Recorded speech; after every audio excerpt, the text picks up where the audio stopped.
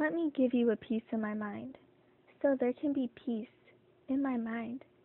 Oh, how I wanted to color my hair bright blue. My mother looked at me, said, "Sweetie, just be you." But society looked at me and said, ew, I don't want to follow the crowd. I want to be proud of who I am. I don't want to be like them. Society says, be an individual. But when I try to be anything additional, try and be original, they shut me down. They say I look like a clown. I guess that's what I can expect, being from a small town.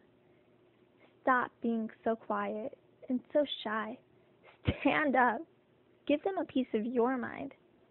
It's okay if it's not always so kind. At least it's true. And by the way, I colored my hair blue because I don't want to be anything like you.